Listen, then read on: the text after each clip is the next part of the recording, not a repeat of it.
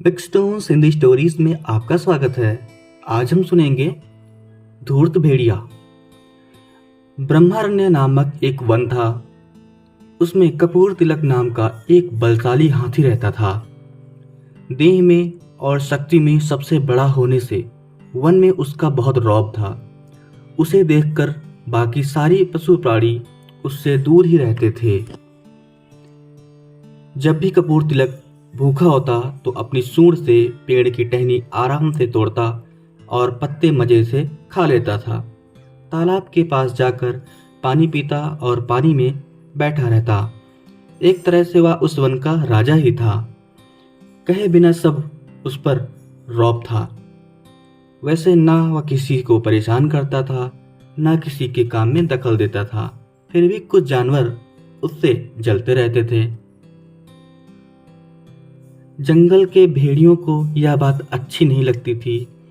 उन सब ने मिलकर सोचा किसी तरह इस हाथी को सबक सिखाना चाहिए और इसे अपने रास्ते से हटा देना चाहिए।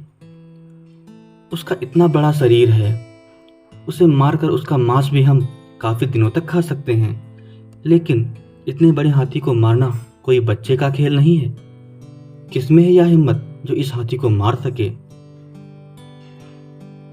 उसमें से एक भेड़िया अपनी गर्दन ऊंची करके कहने लगा, उससे लड़ाई करके तो मैं उसे नहीं मार सकता, लेकिन मेरी बुद्धिमत्ता से मैं उसे जरूर मारने में कामयाब हो सकता हूँ। यह बात बाकी भेड़ियों ने सुनी तो सब खुश हो गए और सबने उसे अपनी करामात दिखाने की इजाजत दे दी।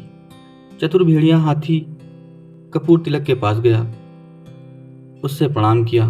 प्रणाम, आपकी कृपा हम सब पर सदा बनाए रखिए। कपूर तिलक ने पूछा, कौन हो भाई तुम? कहाँ से आए हो? मैं तुम्हें नहीं जानता। मेरे पास किस काम से आए हो? महाराज, मैं एक भेड़िया हूं। मुझे जंगल के सारे प्राणियों ने आपके पास भेजा है। जंगल का राजा ही सबकी देखभाल करता है, उसी से जंगल की शान होती है। लेकिन अफसोस की बात है कि आपने जंगल में कोई राजा ही नहीं है। हम सब ने मिलकर सोचा कि आप जैसे बलवान को ही जंगल का राजा बनाना चाहिए, इसलिए राज्याभिषेक का मुहूर्त हमने निकाला है। यदि आपको कोई आपत्ति ना हो तो आप मेरे साथ चल सकते हैं और हमारे जंगल के राजा बन सकते हैं। ऐसी राजा बनने की बात सुनकर किसे खुशी नहीं होगी। कपूर तिलक भी खुश हो गया। थोड़ी देर पहले तो मैं कुछ भी नहीं था और एकदम से राजा बन जाऊंगा, यह सोचकर उसने तुरंत हामी भर दी। दोनों चल पड़े। भेड़िया कहने लगा, मुहूर्त का समय नजदीक आ रहा है, जरा जल्दी चलना होगा हमें। भेड़िया जोर जोर से भागने लगा और उसके पीछे पीछे कपूर तिलक भी जैसे बंद पड़े भागने की कोशिश करने लगा। बीच में एक तालाब आया। उस तालाब के ऊपर ऊपर तो पानी दिखता था, लेकिन नीचे काफी दलदल था। भेड़िया छोटा होने के कारण कूदकर तालाब को पार कर गया और पीछे मुड़कर देखने लगा कि कपूर तिलक कहाँ पहुंचा है। कपूर तिलक अपना भारी शरीर लेकर जैसे ही तालाब में जाने लगा तो दलदल में फंसता ही चला गया।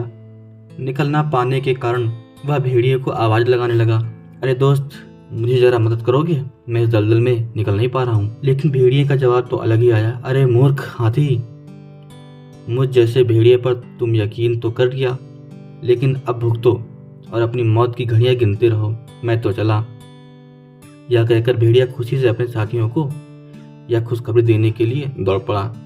बेचारा कपूर तिलक वहीं फंस के रह गया। इसलिए कहा गया है कि एकदम से किसी पर यकीन नहीं करना चाहिए। तो ऐसी ही और मज़ेदार कहानियाँ सुनने के लिए चैनल को सब्सक्राइब कर लें और वीडियो को लाइक कर दें। धन्यवाद।